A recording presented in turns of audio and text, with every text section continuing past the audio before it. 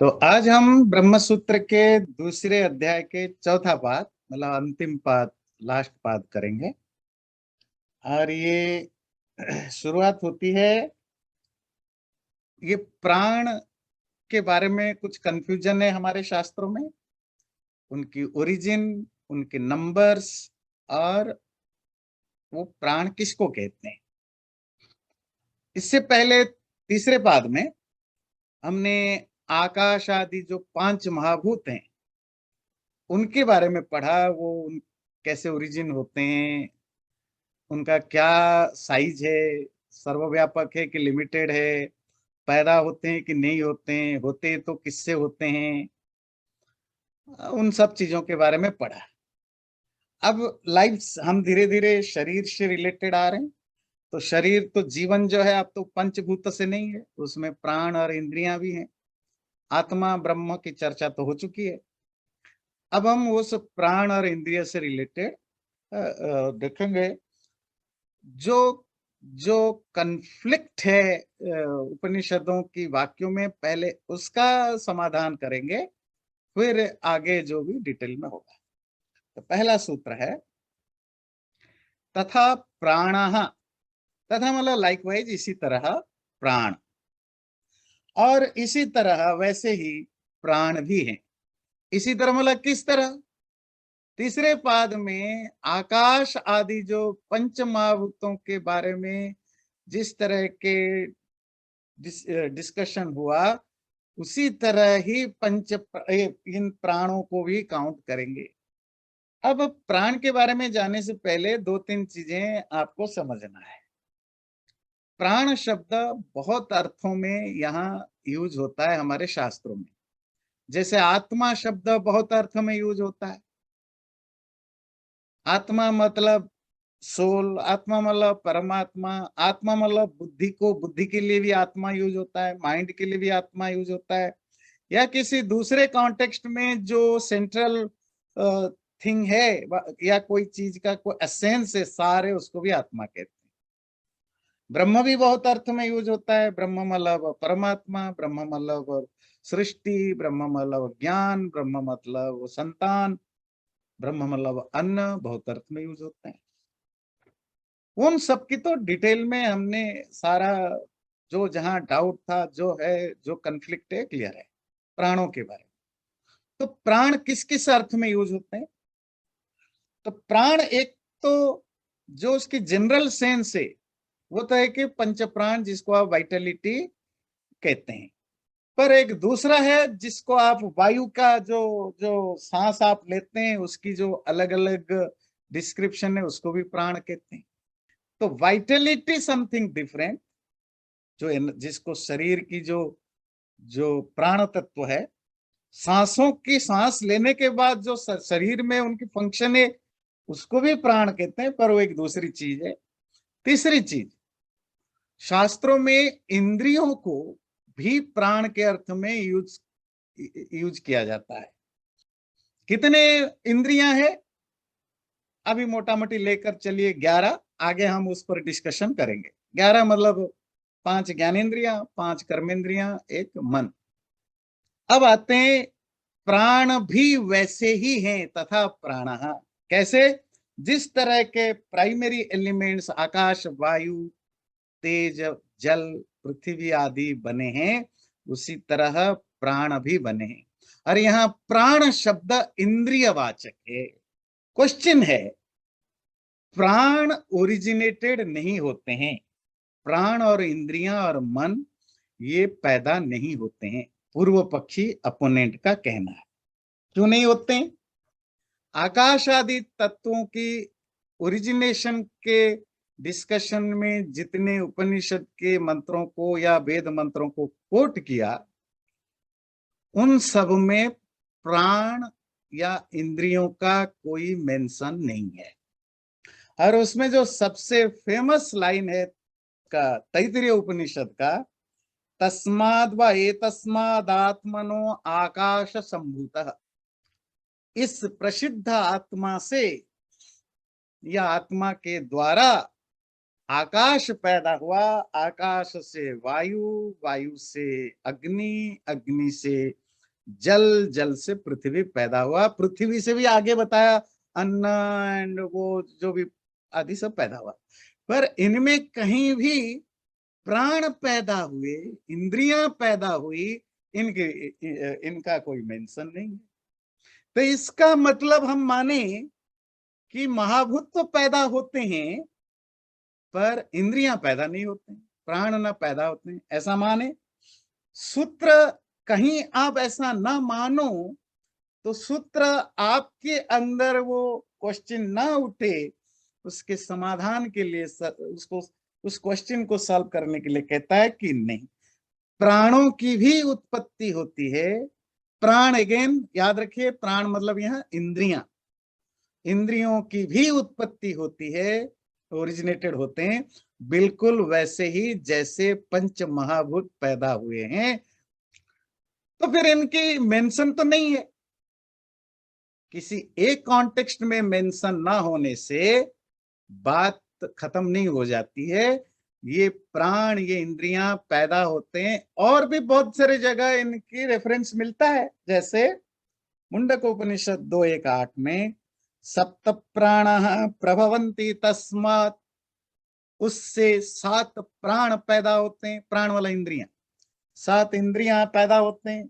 ये नंबर भी कंफ्यूजन आपको पैदा करेगा, 7 प्राण है ना। अगला मुंडक उपनिषद 2:1-3 में एतस्मात् जायते प्राणो मनः सर्वेन्द्रियाणि, उससे प्राण, मन और सारे इंद्रियां पैदा होते हैं। मतलब प्राण, मन, इंद्रिया आदि पैदा होते हैं। दूसरे कॉन्टेक्स्ट में, दूसरे जगह इनके बारे में मिलता है, उल्लेख मिलता है। उसी पर्टिकुलर जगह नहीं मिला इसका अर्थ नहीं है कि उनको हम नहीं मानेंगे, दूसरे जगह भी मिलते हैं। गौणी असंभवात, गौणी कहते हैं सेकेंडरी सेंस या मेटाफोरिकल सेंस, गौण भाव से उत्पत्ति की इम्पॉसिबल होने से। इसको समझने से पहले इसकी थोड़े संदर्भ को समझेंगे।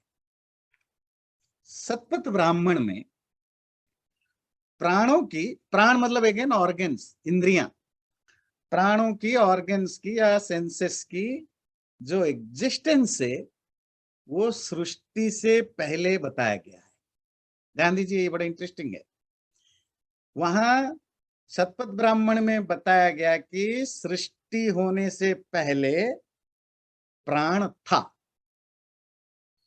तो जब कोई चीज क्रिएशन से पहले था तो अनक्रिएटेड होना मानेंगे ना।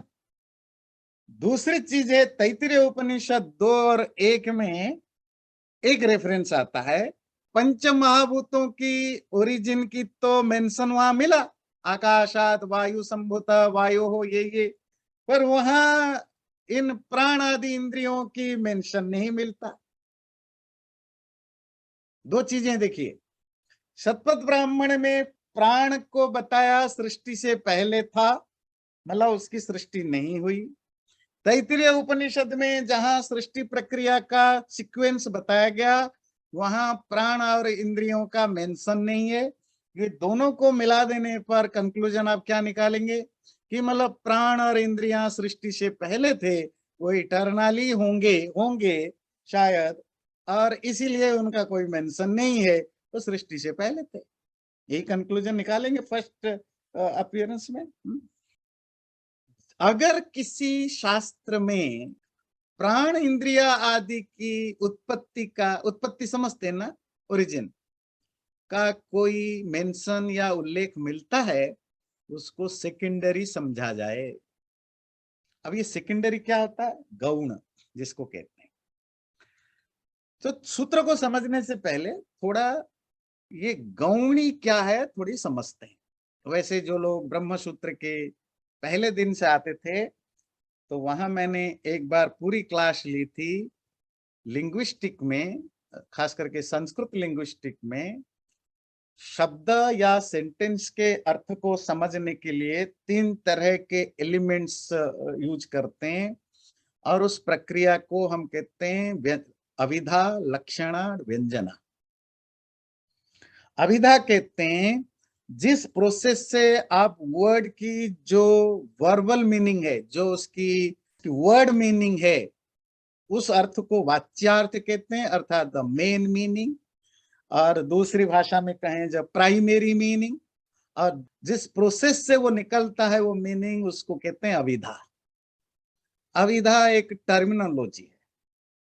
दूसरा, उस वर्ड मीनिंग अगर किसी कारण से कॉन्टेक्स्ट में फिट नहीं बैठता हो या उसकी अपोजिट मीनिंग देता हो, इसका मतलब है कि उस वर्ड का उस मीनिंग में यूज नहीं हुआ है, ऑथर ने उस अर्थ में यूज नहीं किया है, तो उससे रिलेटेड एक मेटाफोरिकल मीनिंग निकलता है, उसको कहते हैं हम सेकेंडरी मीनिंग या लक्ष्यार्थ। जिस प्रोसेस से उसको निकाला जाता है, ये रैंडमली नहीं होता है, उस पूरी भाषा शास्त्र में, संस्कृत में उसकी अपनी प्रोसेस है, उस प्रोसेस को कहते हैं लक्षण। एक थर्ड कैटेगरी की मीनिंग है जिसको कहते हैं व्यंग्यार्थ, अर्थात किसी शब्द या वाक्य का जो इंटेंशनल मीनिंग है या जो सजेस्टिव मीनिंग है ऑथर के द्वारा, जो वर्ड मीनिंग में नहीं है पर आप समझ जाते हो, उसको कहते हैं व्यंग्यार्थ। जिस प्रोसेस से वो निकलता है उसको कहते हैं व्यंजन। एक एग्जांपल लीजिए, जैसे किसी ने कहा now the ball is in your court. तो जो बॉल है वो खेलने का होता है, और कोर्ट जो है या तो फुटबॉल या वॉलीबॉल, फुटबॉल या जो दूसरे तरह के बॉल होते हैं उसकी जो नेट है उसको कोर्ट कह सकते हैं, या कोर्ट जो जजमेंट जहां जज बैठता है उसको कोर्ट कह सकते हैं। पर बात है कि हम दोनों बैठे हुए हैं, अगले संडे को एक प्रोग्राम करना है हमें, और आप और हम दोनों उसमें डिसएग्री करते हैं।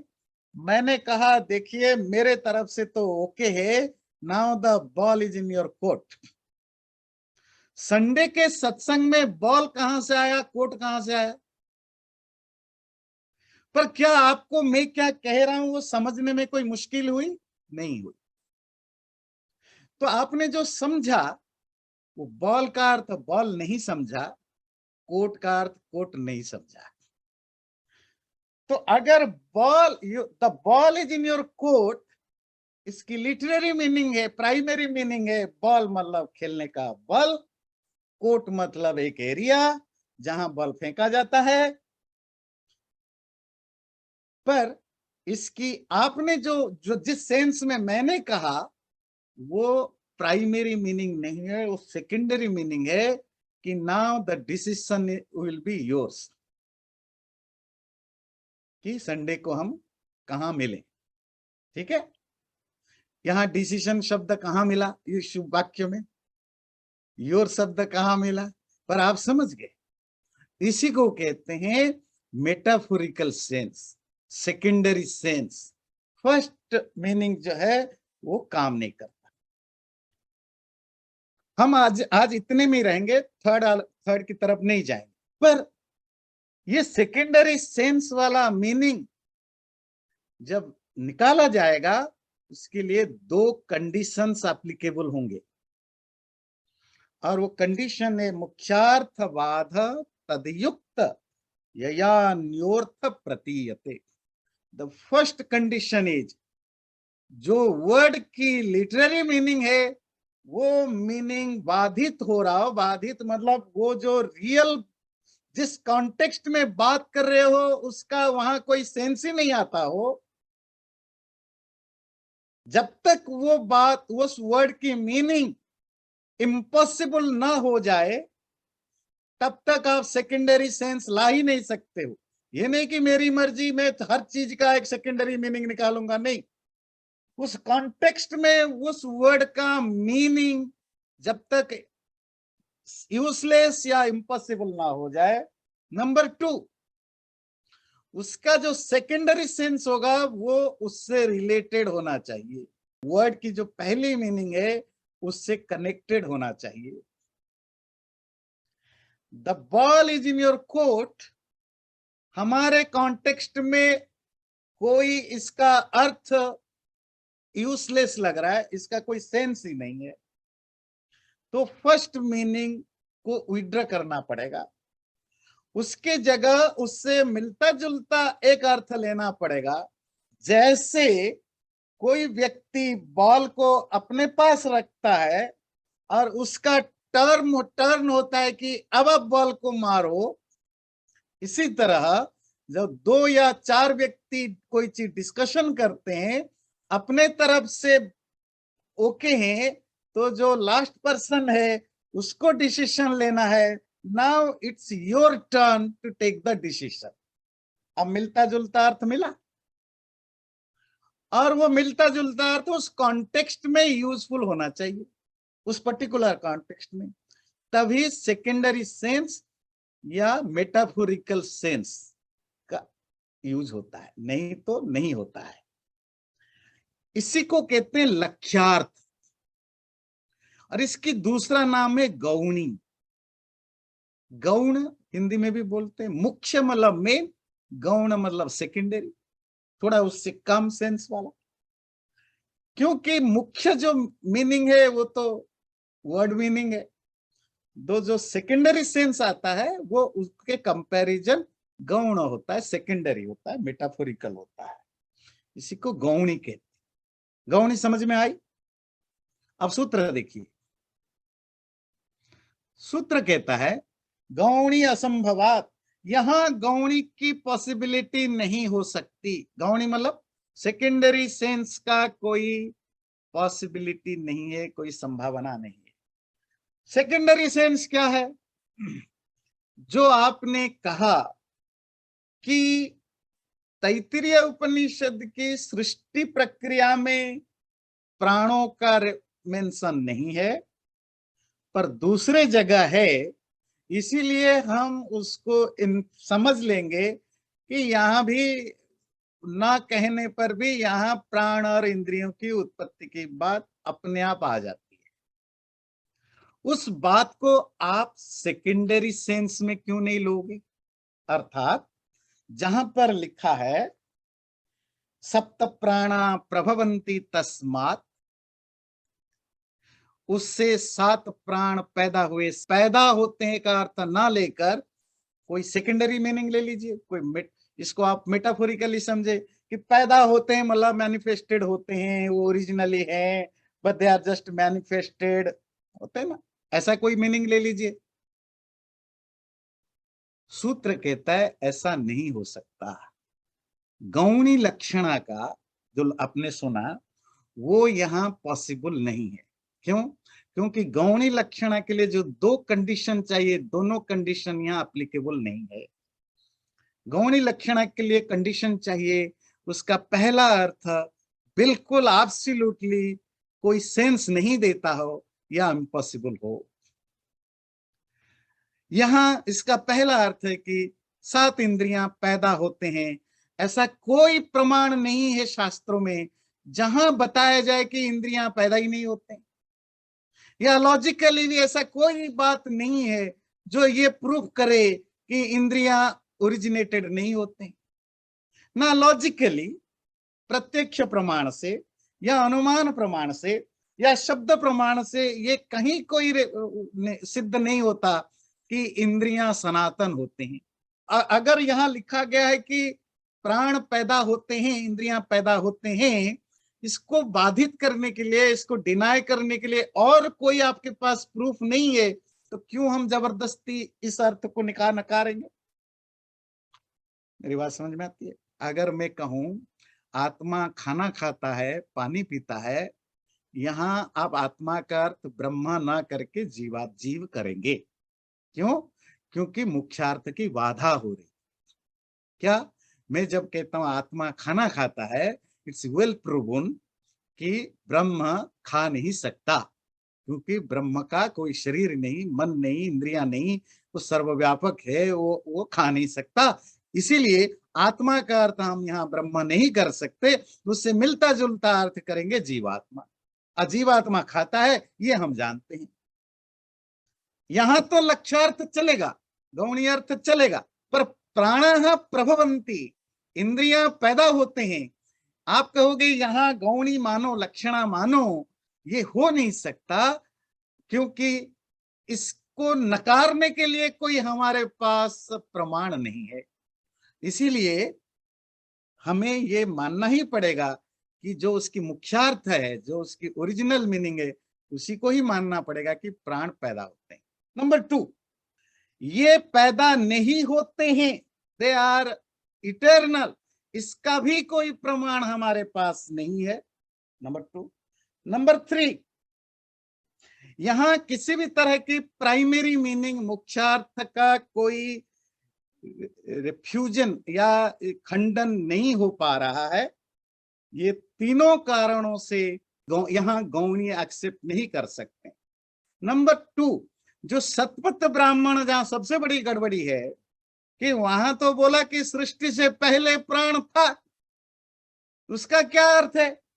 वहां प्राण का अर्थ प्राण नहीं, इंद्रियां नहीं, अपितु वो जो परमात्मा का हिरण्यगर्भ स्वरूप है, वो हिरण्यगर्भ स्वरूप को प्राण अर्थ में बताया गया। सृष्टि से पहले, सृष्टि से पहले प्राण था या सनातन, इसका कोई प्रूफ नहीं है।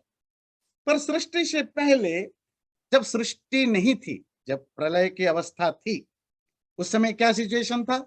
ऋग्वेद का नासदीय सूक्त कहता है, ना सदासित तदानीम न सदासित व्योमा यत्, अब मुझे वो याद नहीं आ रहा। इसका मतलब है ना उस समय कोई एग्जिस्टेंस था, ना उस समय कोई नॉन एग्जिस्टेंस था, सब कुछ धुंधला धुंधला सा, एग्जिस्टेंस नहीं था, सब अपने प्राइमोडियल स्टेट में थे। नॉन एग्जिस्टेंस नहीं था, मतलब किसी चीज का अभाव था, ये आप तो कह नहीं सकते, क्योंकि कोई सृष्टि होगी। So it was all about very much dark. Nasadiya, ये मैंने एक मंत्र को कोट किया, पूरी की पूरी सूक्त है कि क्रिएशन से पहले इस वर्ल्ड की क्या हालत थी। अब हिरण्यगर्भ सूक्त का ये जो मंत्र है, हिरण्यगर्भ समवर्तताग्रे भूतस्य जात पतिरेक आसित, जब सृष्टि होती है, जब परमात्मा सोचता है या अपने अंदर चिंतन होता है कि सृष्टि हो, अब जो सृष्टि की प्रक्रिया शुरू होती है, सृष्टि की प्रक्रिया कहाँ होती है? What is the location? Inside the God. परमात्मा सर्वव्यापक है, वो प्रलय स्थिति में भी उसी में है, सृष्टि स्थिति में भी उसी में है। तो वो जो हलचल पैदा होता है, वो कहाँ होता है? परमात्मा के अंदर होता है। हलचल किस में होता है? प्रकृति में होता है, सत्व रजत तमोगुण में हलचल होता है। वो जो हलचल मूवमेंट हो रहा होता है सृष्टि की, उसी स्टेज को उसी स्टेज में परमात्मा का नाम पड़ता है हिरण्य गर्भ। गर्भ मतलब क्या होता है? ओम ना, एम्ब्रॉय, ओम। हिरण्य क्या होता है? चमकीला, शाइनिंग, मतलब शाइनिंग ओम। गर्भवती नारी के अंदर किसको कहते हैं? गर्भवती नारी, प्रेग्नेंट लेडी। जब ऐसी लेडी जिसके पेट में अब सृष्टि की प्रक्रिया हो रही है, प्रोसेस में है, बात समझ में आती है? तो परमात्मा की पेट में, मेटाफोरिकल है, हिरण्यगर्भ वर्ड भी मेटाफोरिकल है।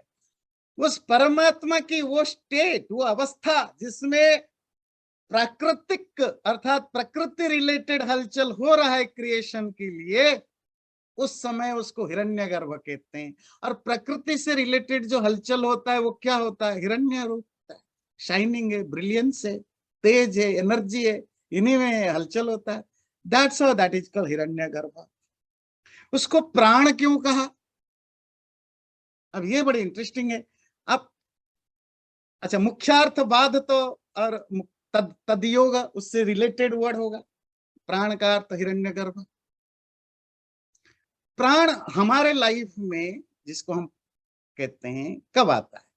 जब आत्मा गर्भ के, मतलब रज और वीर्य, जब आपके पुरुष और स्त्री के रजोवीर्य का मिलन होते समय, जब उस समय आत्मा को प्रवेश करना होता है, जैसे ही आत्मा उसमें प्रवेश करता है, तो that is the moment of, जिसको कहते हैं कंसीव, है ना, कंसेप्शन।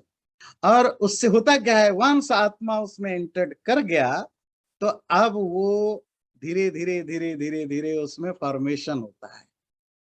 सबसे पहले चीज उसमें क्या आता है? प्राण। क्योंकि जब तक लाइफ नहीं आएगी तो ग्रो कैसे करेगा? मैटर में ग्रोथ नहीं होता है। तो प्राण आते ही, जैसे ही एक मैटर और कॉन्शस दोनों में कॉम्बिनेशन बन जाता है, द फर्स्ट थिंग, विकार, जो फर्स्ट मैनिफेस्टेशन होता है, उस विकार को कहते हैं प्राण। और प्राण आते ही बाकी चीजें धीरे धीरे धीरे धीरे धीरे बढ़ते लगते हैं। क्योंकि प्राण सृष्टि का बिगिनिंग पॉइंट है। हम हमारी सृष्टि में उसी शब्द को हिरण्यगर्भ के लिए प्राण कहा शतपथ ब्राह्मण। तो प्राण शब्द यहाँ हिरण्यगर्भ के लिए था, न कि सृष्टि से पहले ये इंद्रियां थे वहां। तो कंक्लूजन क्या है? कंक्लूजन है वो शतपथ ब्राह्मण में प्राण पहले था, वो हिरण्यगर्भ से रिलेटेड है। तैत्तिरीय उपनिषद में जो नहीं है, इट डजंट मैटर, ये दूसरे उपनिषदों में उसके लिए मेंशन है। तो प्राणों को, इंद्रियों को हम ओरिजिनेटेड या उत्पन्न मानेंगे, हम सनातन नहीं मान सकते। और उसके लिए हम बाकी शास्त्रों में जो प्राणों की पैदा होने के लिए मेंशन है, उसको हम सेकेंडरी सेंस में नहीं ले सकते, क्योंकि दो कंडीशन वहां मैच नहीं। तत्प्राक् श्रुतेश्च, तत्प्राक् श्रुतेश्च, तत् वो, प्राक पहले, श्रुतिश्च श्रुति में मेंशन्ड होने के कारण से, श्रुति मतलब वैदिक शास्त्रों में बताए जाने के कारण से। क्या भाव है? आकाश आदि मतलब जो पंच महाभूत, उनसे पहले प्राणों की सृष्टि का मेंशन सृष्टि में होने से, और ये जो शब्द यूज होता है जायते, मतलब इट इज बर्न, प्रभवती पैदा होता है, ये सब वर्ड्स की यूज होने से ये क्लियरली ये समझ में आता है कि प्राण या इंद्रियां ओरिजिनेटेड होते हैं। श्रुति में, श्रुति समझ में है ना, वैदिक साहित्य में प्राण और इंद्रियों की उत्पत्ति प्राक दिखाया जाता है। प्राक मतलब पहले, before. Before what? Before the creation of 5 basic elements. हमारे शास्त्रों में प्राण और इंद्रियों की उत्पत्ति, ओरिजिनेशन को आकाश आदि पंच महाभूतों के पहले पैदा होना दिखाया जाता है, पहली चीज। दूसरी, इंद्रिय आदि के साथ जायते, संस्कृत का वर्ड है जिसका मतलब होता है पैदा होते हैं, जायते, उद्भवती, प्रभवती, ये सारे वर्ब्स भी यूज होते हैं। इसीलिए ये मानना पड़ेगा कि हमारे शास्त्रों में इंद्रियों को उत्पन्न या पैदा होते हैं ऐसा माना जाता है। हमारे शास्त्रों के हिसाब से वो अनओरिजिन्ड या अनुत्पन्न या सनातन ना, नहीं, अनक्रिएटेड नहीं माने जा सकते हैं। इसको समझने से पहले थोड़ा सा देखते हैं सांख्य दर्शन का जो प्रोसेस को समझते हैं तो इट विल बी इजियर। किसके रिलेटेड? कि प्राण और इंद्रियां का नंबर सीक्वेंस में कहां आता है। तो सांख्य सूत्र के 1:61 में जो क्रिएशन की जो डिटेल्स बताया गया, उसका सीक्वेंस होता है सत्व रज तमसाम साम्यावस्था प्रकृति। प्रकृति किसको कहते हैं? सत्व रज तम, इन तीनों गुणों की जो इक्वानिमिटी है, तीनों जब बराबर स्थिति में होते हैं, वो प्रलयावस्था, द स्टेट ऑफ डिसोल्यूशन, मतलब प्रकृति का ओरिजिनल स्टेट है।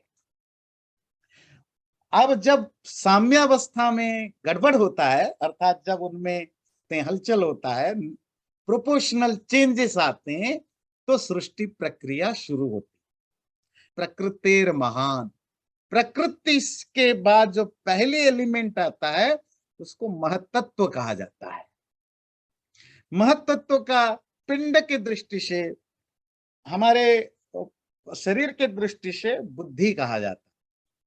महतो अहंकार, महत से के बाद पैदा होता है अहंकार एलिमेंट, जिसको आप कह सकते हैं इजनेस, एग्जिस्टेंस का पहला फॉर्म, वेरी शटल, बहुत माइन्यूट, एग्जिस्टेंस की पहला लेवल। अहंकार से पंच तन्मात्राएं, पांच जो तन्मात्रा मतलब जो शटल और purest form of the basic elements, आकाश आदि पंच महाभूत नहीं, इनकी जो तन्मात्राएं हैं, रूप रस गंध स्पर्श आदि, ये आते हैं। और उस अहंकार से तीन डिवीजन होता है। जो एक डिवीजन है पंच तन्मात्रा, एक डिवीजन है इंद्रियां, एक डिवीजन है मन। तो उस अहंकार से तीन चीजें आते हैं, पंच तन्मात्रा, ज्ञानेन्द्रियां, इंद्रियां और मन। फिर वो पंच तन्मात्रा से पैदा होते हैं पांच सूक्ष्म महाभूत, द सटल 5 एलिमेंट्स, और वो है आकाश आदि। फिर वो पांच सटल एलिमेंट से पैदा होते हैं महाभूत, जिसको आप जानते हैं आकाश वायु आदि। तो मन प्राण मन इंद्रिया आदि कहां पैदा हुए? आकाश आदि पंचभूतों के ग्रैंडफादर के एज के हैं, वो जनरेशन के हैं। मतलब आकाश आदि पैदा हुए किससे? सूक्ष्म भूतों से, उनके पेरेंट्स। सूक्ष्म भूत पैदा हुए तन्मात्रा से, ग्रैंड पेरेंट्स। उसी ग्रैंड पेरेंट्स के जनरेशन के होते हैं कौन? मन इंद्रियां आदि। तो मन और इंद्रियां कब पैदा हुए? पंच महाभूतों के पैदा होने से 2 जनरेशन पहले। तो पहले पैदा हो गए ना, बाद में पंच महाभूत आए। मुंडक उपनिषद के 2:1-3 में बिल्कुल सेम सीक्वेंस है। इसी तरह प्रश्नोपनिषद के 6:4 जो आपने पढ़ा है, उसमें भी आता है, स प्राणमसृजत प्राणात् श्रद्धाम खम वायु ज्योतिरापः पृथ्वी। उसने पहले प्राणों को बनाया, पैदा किया। उन प्राणों से ख आकाश, वायु, अग्नि, जल, पृथ्वी पैदा हुई।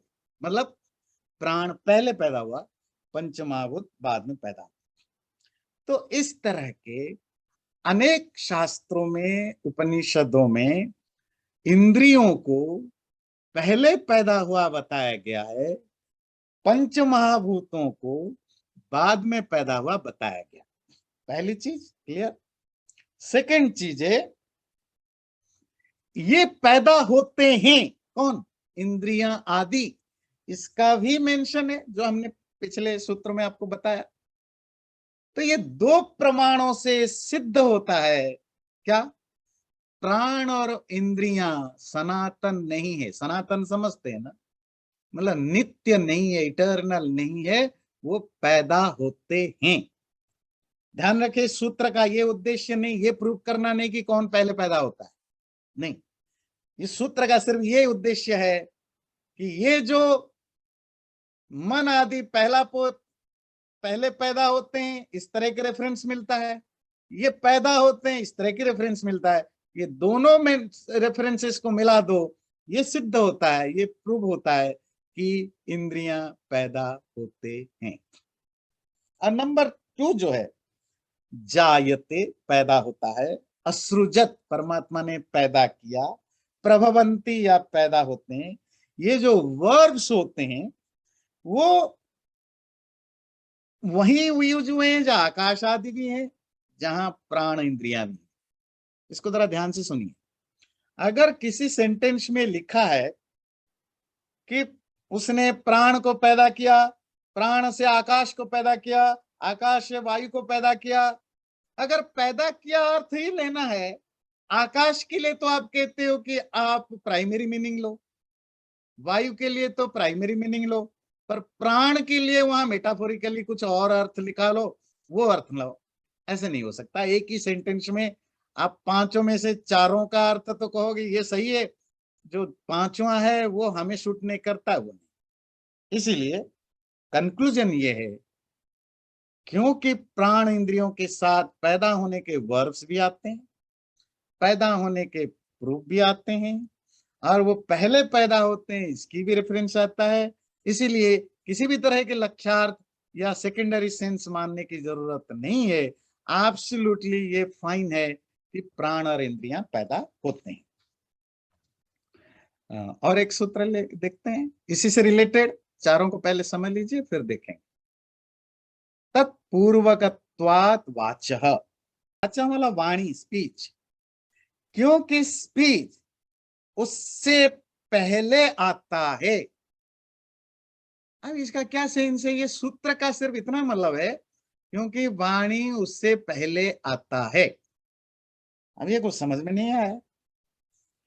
अब इसको समझने से पहले हम एक उपनिषद का एक कॉन्टेक्स्ट आपके सामने रखेंगे। छांदोग्य उपनिषद की 6.5.4 में एक श्लोक आता है, अन्नमयम हि सौम्य मन आपोमय प्राण तेजोमयी वाक्। हे सौम्य, हे शिष्य, यहाँ श्वेत केतु को उनके गुरु बोलते हैं। सौम्य संस्कृत में एक, जैसे कहते हैं ना, प्यारे, बिलव, बच्चा। जब आप छोटे, अपने से छोटों को जो प्यार से जो आप बोलते हो इंग्लिश या हिंदी में, संस्कृत में अगर आपको बहुत डिसेंट वे में बोलना है तो ये कहते हैं सौम्य। इसका सिंपल मीनिंग है वो डियर ना, वो बिलव, वो बच्चा, वो माय चाइल्ड, लाइक दिस, है ना। कहते हैं हे सौम्य। अरे इस किस कॉन्टेक्स्ट में है? श्वेत केतु 15 दिन के लिए निराहार व्रत कर रखा था। निराहार समझते हैं? बिना कुछ खाए उपवास, उपासना कर रहा था और सिर्फ पानी पी रहा था। और धीरे धीरे उसका शरीर कमजोर होता गया। इवन उसकी जो थॉट प्रोसेस है, जो माइंड है, वो भी थका थका सा रहने लगा। वो कुछ सोच नहीं पाता था, कर नहीं पाता था, क्योंकि भूखे पेट ना भजन, है ना, तो कहाँ दिमाग चले। तो तब गुरु ने उसको ये वाला चीज बताया कि भाई देखो, ये कमजोरी जो तुम्हें हो रही है वो इसीलिए हो रहा है कि अन्नमयम ही मनः। ये जो मन है ना, ये अन्नमय है, फुल ऑफ अन्न है। अन्न समझते हैं? Grain, food. और ग्रेन जो होता है वो पृथ्वी तत्व को रिप्रेजेंट करता है, सॉलिड को। आपोमय प्राण, ये जो प्राण है इट्स फुल ऑफ जल, पानी। तेजोमयी वाक, और जो वाणी है it's full of energy. Confusion यह जो मय शब्द है, मय, अन्नमय, आपोमय, तेजोमय। संस्कृत में ये एक प्रत्यय होता है मयट प्रत्यय, जिससे मय बना। इसका मतलब होता है फुल ऑफ या ओरिजिनेटेड। जिससे पैदा होता है उसको भी मय लगाते हैं या फुल ऑफ। पर यहां इस अर्थ में वो यूज नहीं है, ये मोटिवेशन के अर्थ में यूज है। इसका मतलब होता है भाई देखो, मन जो है वो तभी काम करता है जब पेट में दाना पड़े, खाना। अन्न से मन चलता है, और अन्न नहीं तो मन काम नहीं करता। अगर अन्न नहीं है, मन काम नहीं करेगा, पर आप जिंदा रह सकते हो अगर आप पानी पीते रहते हो तो। जलमयम जल आपोमय प्राण, मतलब अगर आप पानी पीते रहे जिंदा रह सकते हैं ना, पर है कि आपका कमजोर हो जाएंगे। तो प्राण, लाइफ, जो वाइटलिटी है, ये जल से चलता है। और जो माइंड जब प्रॉपरली फंक्शन करता है वो खुराक, अन्न खाना चाहिए। तेजोमयी वाक, अब वाणी कब आप बोल सकते हैं? भाई अगर खाली पानी पियो तो वाणी आएगी नहीं, एनर्जी से आती है, तेज। तो बॉडी, अगर खाना भी खाओ, अगर आप वीक फील करते हो तो आप बोलने में मुश्किल होगी। जो लोग बोलने का काम करते हैं मेरे जैसे, तो अगर भूख लग रहा हो, अगर आप अंदर से कमजोर फील करते हो, बड़ा मुश्किल है आप 1 घंटे तक बोलो, 2 घंटे तक बोलो, है ना। तो वाणी के लिए आपको बहुत एनर्जी की जरूरत है। लोग सोचते हैं फिजिकल एक्टिविटीज के लिए काफी एनर्जी चाहिए, नहीं, वो बोलने वाले को भी उससे ज्यादा एनर्जी की जरूरत होती है। तो बोलने के लिए, बोलने के साथ किसका कनेक्शन है? एनर्जी का। माइंड फंक्शन करता है जब आप ऑफिस में जाते हो, भूखे प्यासे जाओ, थॉट आता है? आएगा ही नहीं। भूखा बैठे हो तो चिड़चिड़ापन आ जाएगा, टैलेंट काम ही नहीं करेगा। पर प्राण बिना खाना के रह सकता है अगर आप पानी पीते रहे। तो अगर पानी भी बंद कर दो, खाना भी बंद कर दो, फिर तो धीरे धीरे मर जाओ। और पानी चलता रहे तो प्राण चले। तो ये छांदोग्य उपनिषद में गुरु शिष्य का एक संवाद है। कॉन्टेक्स्ट है उपवास, उपवास समझते हैं ना, फास्टिंग। और उस फास्टिंग में कॉन्टेक्स्ट में बात कही गई। आप इस कॉन्टेक्स्ट को हटा के और कहीं लगा दोगे तो फिर तो मीनिंग गड़बड़ हो जाएगा। पूर्व पक्ष का या अपोनेंट का इसी थ्योरी के बेस पर कहना है, वाक जो है, वाणी जो है, वो यहां बताया गया वो तेजोमयी है। मतलब इट इज ओरिजिनेटेड फ्रॉम तेज। तेज पंच महाभूत में से एक भूत है, आकाश वायु तेज। तो इसका मतलब जो है, इंद्रियां महाभूतों से पैदा होते हैं। क्योंकि यहां बताया ना, वाणी तेज से पैदा होती है, तेजोमयी, वो उसकी विकार है। मतलब इंद्रियां भूतों का ही प्रोडक्ट होते हैं। कहीं अब ऐसा अर्थ ना करो। तो सूत्र कहता है तत्पूर्वकत्वात् वाचः। नहीं नहीं, वाणी आदि तो पहले ही होते हैं, वो भूतों से पैदा नहीं होते हैं। भूत मतलब पंचमहाभूत, पंचमहाभूत से पहले इंद्रियां पैदा हो जाती हैं। और जिस रेफरेंस, जिस कॉन्टेक्स्ट को रेफर करके आप बात कर रहे हो, वहां उसका अर्थ ये नहीं है, उसका अर्थ एक मोटिवेशनल चीजें हैं। इसीलिए कंक्लूजन क्या है? इंद्रियां और प्राण पंच महाभूतों से पहले पैदा होते हैं, ये हमारा शास्त्रीय सिद्धांत है। मिलेंगे, हाँ। चैनल को सब्सक्राइब जरूर करें और वीडियो अच्छा लगे लाइक भी जरूर करें।